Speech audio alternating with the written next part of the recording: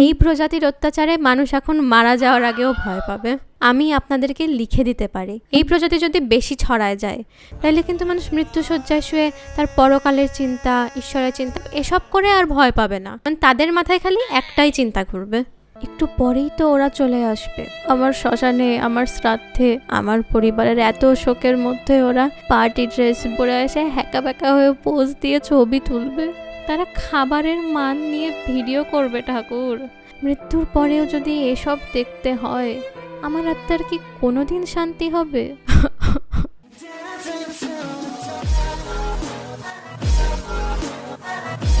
যেমনে মেকআপ করছে হ্যাকা ব্যাকা হয়ে পোজ দিতেছে, কে বলবে যে শ্মশানে যাচ্ছে?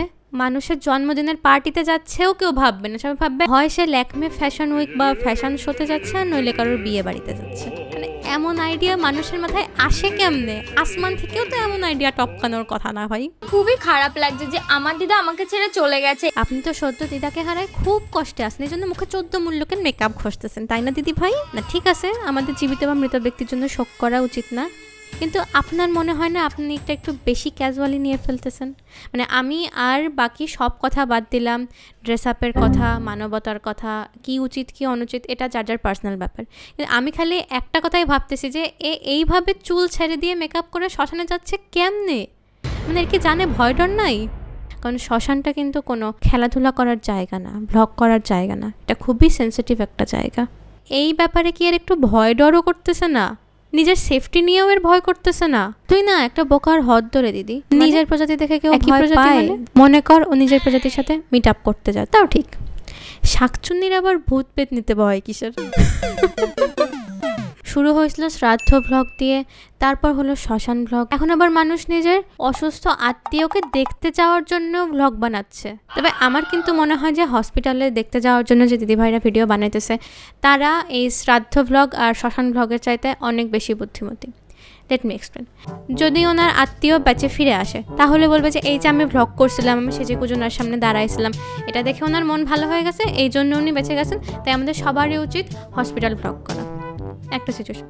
আর বাই চান্স যদি ওনার রিলেটিভ মরে যায় তাহলে তো আরও কেল্লাপ হতে, তাহলে তার দাহ করার জন্য একটা ভিডিও হবে, তার শ্রাদ্ধ বাড়িতে গিয়ে একটা ভিডিও হবে, ফুড রিভিউ দিয়ে আরেকটা ভিডিও হবে, তাহলে ভাবেন কতগুলো হয়ে গেল। তা আমার কাছে মনে হয় next generation next war is smarter. ভ্যাসলিনটা দেবো চোখের নিচের পোর্শনে, যাতে করে আমাকে দেখে মনে হয় চোখ দিয়ে জল পড়ছে। সে আত্মীয়কে দেখতে যাবে এই জন্য সে ফেক কান্না করছে, ঠিক আছে, অনেকেই করে থাকে, এটা আমরা জানি, এটা একটা ওপেন সিক্রেট। সে আবার ভিডিওর মধ্যে বলতেছে চোখের নিচে এই দিলে ফেক কান্না মনে হয়, আমি ফেক কান্না করছি। গাইস, আমার বড় ভাইয়ের শরীরটা সত্যি খুব খারাপ, ওর খুব বুকে ব্যথা করছে, তাই আমি ওকে দেখতে যাওয়ার জন্য একটু রেডি হচ্ছি। একেবারে রেডি না হয়ে তো আর যাওয়া যায় না, তাই আমি একটু প্রাইমার ইউজ করে নিলাম প্রথমেই। হ্যাঁ, এরপরে আমরা একটুখানি ফাউন্ডেশন ইউজ করে নেব, কিন্তু আমার মেকআপের স্কিল খুবই খারাপ তাই আমি এটা ক্যামেরায় দেখাচ্ছি না।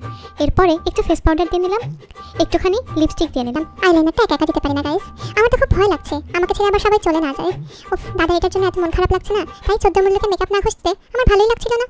কে জানে সবাই আবার চলে গেল কিনা, সত্যি গাইস আমার মনটা খুবই খারাপ। এই যে আমি রেডি, যে দিনকাল পড়ছে আমার মনে হয় আসলে বংদাই ঠিক। যে হারে এইরকম ভ্লগ বাড়তেছে, এই মানুষের মৃত্যু অনুষ্ঠান নিয়ে এগুলা ক্রিঞ্জ করে মানুষ যেমনে এক্সপোজার পাইতেছে, আমার মনে হয় কবে না মানুষ নিজেই নিজের বুঝে নাও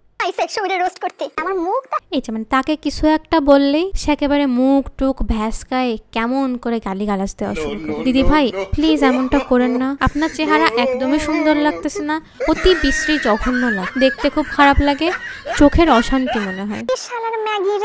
এই যায় আবার ম্যাগি ট্যাগি কি সব বলে গালি গালাজ করতেছেন, এসব করার দরকার আছে বলেন আপনার? আরে বাবা, আপনি তো জানেন আপনি ক্রিঞ্জ কন্টেন্ট করতেছেন, এটা নিয়ে মানুষ পচাবে, সেই চক্করে আপনি ভিউ পাবেন। এখন পচালে পরেও আপনি এরকম গালিগালাজ করতেছেন, কেউ নিজের উপকারের এভাবে ক্ষতি করে বলেন তো? এটা কি ঠিক গাইজ? আপনারাই বলেন এটা কি ঠিক? এই যে প্লিজ প্লিজ এভাবে যত্রতত্র থুতু ফেলবেন না দিদি ভাই, করোনা কিন্তু যে কোনো টাইমে ব্যাক আসতে পারে, তখন আবার আপনার এসব ভিডিও দেখে আপনি ফাঁসে গেলে আমাদের কত খারাপ লাগবে বলেন? আমরা তো কন্টেন্ট হারাবো, তাই না? এই যে কিছু কইলেই হ্যাঁ আবার আমাদেরকে জুতা দেখায়। জুতা দেখানোর কি মানে দিদি ভাই? কি দরকার এসব করে? এসব করতে চাই আপনার জুতা তোটা ফেটে গেলে এটা বাজে ব্যাপার হবে বলেন তো? এই ক্রিঞ্জ দিদি ভাইয়ের না একটা জুতার সাইড বিজনেস আছে, এই জন্যই বারবার জুতা কোনো সাইড বিজনেস থাকলে কিন্তু আপনি আমাদেরকে বলতে পারেন দিদি ভাই, আমাদের মুখ আপনার মতো এত সুন্দর না হলেও মনটা অনেক সুন্দর, আমরা ফ্রিতে আপনার প্রমোশন করে দিব দিদি ভাই, সত্যি।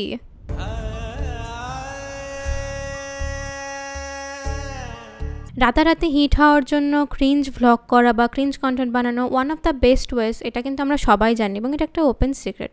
আপনি অনেকদিন ধরে ভালো ভালো ভ্লগ বানায়, ভিডিও বানায়, সেই পপুলারিটি কখনোই গেইন করতে পারতেন না। এখন এই ক্রিঞ্জ শ্রাদ্ধ ভ্লগ আপনার দেখা দেখি এই শ্মশান ভ্লগ টগ হচ্ছে বলে আপনি যে পরিমাণ পপুলারিটি মানুষের মধ্যে পেয়ে গেছেন। কিন্তু পপুলারিটি, ফেম, ভাইরাল হওয়া এসব পাওয়ার সাথে সাথে যদি আপনি আবার ক্রিঞ্জ কন্টেন্ট করে আমাদের কাছ থেকে রেসপেক্ট চান, প্রশংসা চান যে আমরা ক্রিটিসিজম না করি, দিদিভাই এটা তো সম্ভব না, এত তো হয় না, তাই না? আমরা সবাই জানি যে ক্রিঞ্জ করে মানুষ তখনই হিট হয় যখন সেটা নিয়ে মানুষ ক্রিটিসিজমের পর ক্রিটিসিজম করতে পারে, রোস্ট ভিডিও করতে পারে, তখনই কিন্তু সে হিট হয়, এটা আমরা সবাই জানি, ওপেন সিক্রেট। তাই বলি কি এসব গালাগালি না করে একে অপরকে সহযোগিতা করলে ভালো হয় না কি? মানে শুধু শুধু মুখ খারাপ করার কি দরকার আছে বলেন? তো এইটা ছিল হচ্ছে এই ব্যাপারটা নিয়ে, কন্ট্রোভার্সিটা নিয়ে আমার অপিনিয়ন। আমার কাছে মনে হলো যে সবাই যখন নিজের নিজের অপিনিয়ন দিচ্ছে তো আমি দিলে ক্ষতিটা কোথায়? তো এই ব্যাপারে গাইজ আপনাদের কি মতামত সেটা অবশ্যই নিচে কমেন্ট বক্সে কমেন্ট করে জানাবেন। আর আমার এই ভিডিওটা যদি আপনাদের ভালো লাগে তাহলে অবশ্যই লাইক, শেয়ার আর সাবস্ক্রাইব করে দেবেন। দেখা হচ্ছে পরের ভিডিওতে।